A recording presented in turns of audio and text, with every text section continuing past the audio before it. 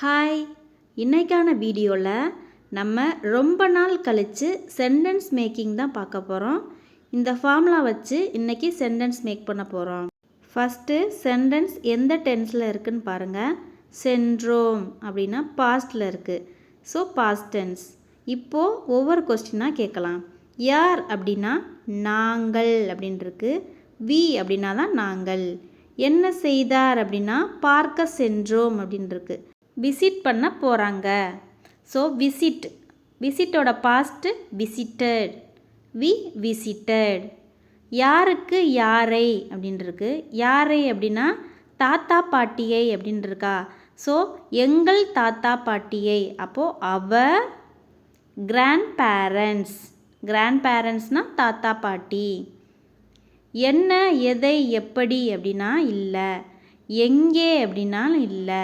எப்போது அப்படின்னா இருக்குது. கடந்த மாதம் அப்படின்ட்டுருக்கா. So last month. We visited our grand parents last month. Next பாருங்கள். அவள் உள்ளூர் உயர்நிலை பள்ளியில் கணிதம் கற்பித்தாள். இதுவும் பாஸ்ட் டென்ஸ் தான். யார் அப்படின்னா சி. என்ன செய்தார்? கற்பித்தாள். பாஸ்டில் இருக்குது. கற்பிக்கிறது அப்படின்னா டீச். டீச்சோட past taught. Okay, she taught. யாருக்கு யாரை அப்படின்னா இருக்கா? இல்லை. என்ன எதை எப்படி அப்படின்றதுக்கு என்ன கற்பித்தால் எதை கற்பித்தால் அப்படின்னா கணிதம் அப்படின்ட்டுருக்கா. கணிதம் அப்படின்னா math. So C dot math அப்படின்னு போடுறோம். என்ன கற்பித்தால் அப்படின்னா மேத். எங்கே எங்கே கற்பித்தால்? உள்ளூர் உயர்நிலை பள்ளியில். ஸோ உள்ளூர் அப்படின்னா லோக்கல். உயர்நிலை பள்ளியில் இல் அப்படின்றதுனால அட் அப்படின்னு சேர்க்க போகிறோம். பிளேசஸை மென்ஷன் பண்ணுறதுனால அட் சேர்க்குறோம். அட் லோக்கல் உயர்நிலை பள்ளி அப்படின்னா high school. At the local high school. She taught maths at the local high school. Next பாருங்க. அவர்கள் பயணத்திற்காக புதிய ஆடைகளை வாங்கினார்கள். யார் அப்படின்னா அவர்கள். தே. இதுவும் பாஸ்ட் டென்ஸ்லாம் இருக்குது. வாங்கினார்கள் அப்படின்ட்டுருக்கா. ஸோ இது ஒரு பாஸ்ட் டென்ஸ் தான். யார்னா தே அப்படின்னு எழுதியாச்சு. என்ன செய்தார் அப்படின்னா வாங்கினார்கள் அப்படின்ட்டுருக்கு. வாங்கிறது அப்படின்னா பை. வாங்கினார்கள் அப்படின்னு இருக்கும்போது பையோட பாஸ்ட் எழுதணும் பாட். தே பாட். யாருக்கு யாரை? இல்லை. என்ன எதை எப்படி என்ன வாங்கினார்கள் அப்படின்னா புதிய ஆடைகளை அப்படின்ட்டுருக்கா. ஸோ நியூ க்ளோத்ஸ் அது எழுதிக்கலாம். நியூ க்ளோத்ஸ் அப்படின்னு. எங்கே எப்போது அப்படின்னா இல்லை. லாஸ்ட்டாக மீதம் இருக்கிறது பயணத்திற்காக மட்டும்தான். எதுக்கு? லாஸ்ட்டில் இருக்கிற மீதி தான் எழுதிடலாம். எதுக்கு வாங்கினாங்க? பயணத்திற்காக. இப்போ காக அப்படின்றதுனால ஃபார். எதுக்காக? For trip. பயணத்திற்காக வாங்கினாங்க. They bought new clothes for the trip.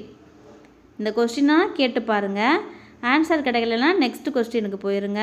Suppose எல்லா கொஸ்டினும் கேட்டு மீதம் இருக்கிற சென்டென்ஸ் இருந்துச்சுன்னா அந்த சென்டென்ஸை அப்படியே ட்ரான்ஸ்லேட் பண்ணி எழுதிருங்க. சரியா? ஃபஸ்ட்டு என்ன டென்ஸ்னு பார்க்குறது ரொம்பவே முக்கியம். நெக்ஸ்ட்டு அவன் இசை நிகழ்ச்சியில் கிட்டார் வாசித்தான். யார் அப்படின்னா அவன். ஹீ. என்ன செய்தான்? கிட்டார் வாசித்தான். கிட்டாரை வாசிக்கிறான். சரியா? அப்போது பிளேடு வாசிக்கிறது. கிட்டார் வாசிக்கிறது அப்படின்னா பிளேடு தான் போடணும். He played. பிளேயோட பாஸ்ட்டு பிளேடு. கிட்டார் அப்படின்னு போட்டாச்சு. கிட்டார் வாசித்தான். யாருக்கு யாரை அப்படின்னா இல்லை. என்ன எதை எப்படினாலும் இல்லை. எங்கே அப்படின்னு கேட்கும்போது இருக்குது. இசை நிகழ்ச்சியில் அப்படின்ட்டுருக்கா. நிகழ்ச்சியில் அப்படின்னா என்ன? அது ஒரு பிளேஸ். அதோட மென்ஷன் பண்ணி சொல்கிறாங்க. ஒரு நிகழ்ச்சியை நடந்ததை மென்ஷன் பண்ணுறோம். ஸோ அட் இசை நிகழ்ச்சி அப்படின்னா என்ன இங்கிலீஷில் வரும்னா கன்சர்ட். At the concert. அவள் காயமடைந்த பறவையை பராமரித்தாள். யார் அப்படின்னா சி, இதுவும் பராமரித்தாள் அப்படின்றதுக்கு பாஸ்ட் டென்ஸ். சி என்ன செய்தால், பராமரித்தாள். பராமரிக்கிறது, கேர் பண்ணிக்கிறது. சரியா, கேரோட பாஸ்ட்டு கேர்டு. C curd. யாருக்கு, யாரை அப்படின்னா யாரை பராமரித்தா அப்படின்னா காயமடைந்த பறவையை. ஸோ சேர்த்து தான் வரும், பறவையை மட்டும் தனியாக சொல்லக்கூடாது. காயமடைந்தன்னு இருக்குல்ல, அதையும் சேர்த்துக்கிறணும். காயமடைந்த பறவை தான் பராமரித்தாள். ஸோ இன்ஜூர்ட் ஆன பறவையை தான் அவள் என்ன செஞ்சா, கேர் பண்ணா. She cared. அப்போது injured. For the injured bird, காயமடைந்த பறவையை பராமரித்தாள். She cared for the injured bird.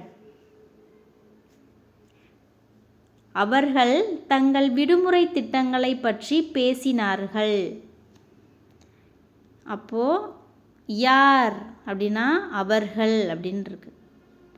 So இது பேசினார்கள் பாஸ்ட்டு தான், தே எழுதியாச்சு. அவர்கள் என்ன செஞ்சாங்க, பேசினாங்க.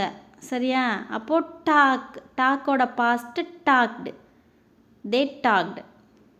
யாருக்கு, யாரை அப்படின்னா இல்லை, என்ன, எதை, எப்படி.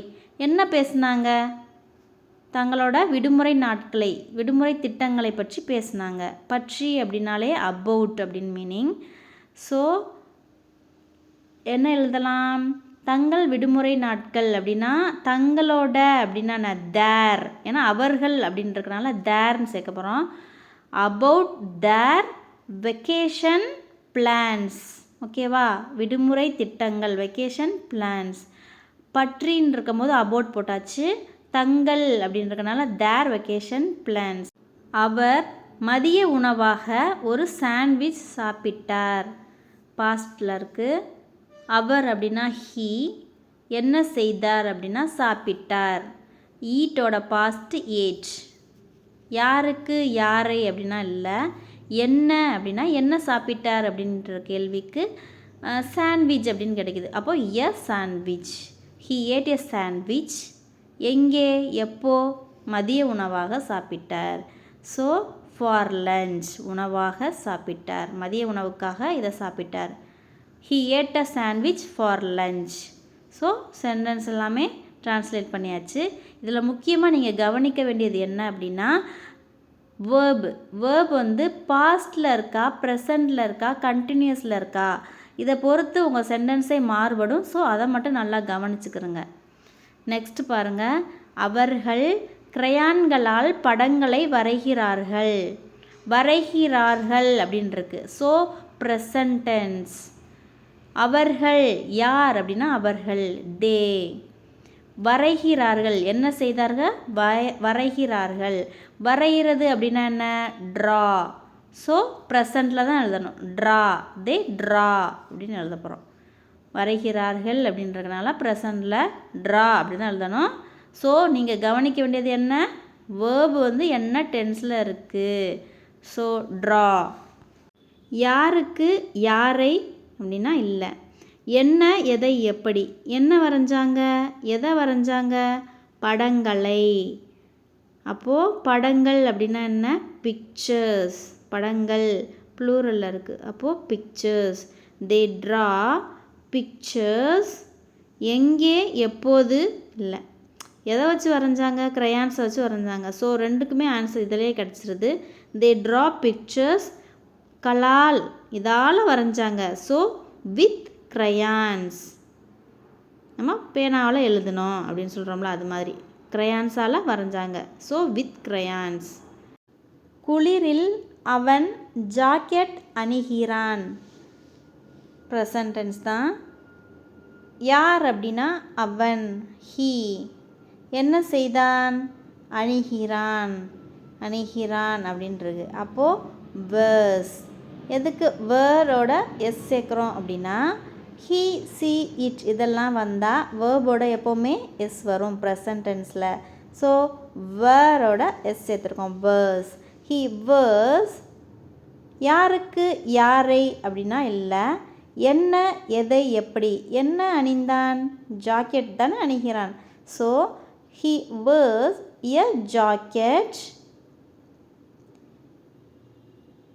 எங்கே, எப்போது, எப்போதுன்னு கேட்டால் குளிரில் அப்படின்னு கிடைக்கிது. குளிரில். அப்போது குளிர்காலத்தில் அவன் ஜாக்கெட், குளிராக இருக்கும்போது அவன் ஜாக்கெட் அணிவான் அப்படின்னு அணிகிறான் அப்படின்னு meaning. So when it's cold அப்படின்னு எழுதணும். சரியா? குளிராக இருக்கும்போது அப்படின்னு மீனிங் இதுக்கு. So when it's cold, he wears a jacket when it's cold அப்படின்னு எழுதியாச்சு. சரியா? குளிரில். நெக்ஸ்ட்டு பாருங்கள், அவள் கடையில் புதிய காலணிகள் வாங்குகிறாள் அப்படின்னு எழுதுகிறோம். இப்போது வாங்குகிறாள் அப்படின்ட்டுருக்கு, ப்ரெசன்ட் டென்ஸ் தான். அவள் யார் அப்படின்னா அவள், ஷீ. என்ன செய்தாள், வாங்குகிறாள். வாங்குறது அப்படின்னா பை, வாங்குகிறாள் அப்படின்னு ஷீயை மென்ஷன் பண்ணுது. ஸோ சி பைஸ். எஸ் சேர்க்கணும். எஸ் ஏன் சேர்க்குறோம், ஹீ சி இட் இதெல்லாம் வந்தாலே வேர்போட எஸ் சேர்க்கணும். ஸோ பைஸ்.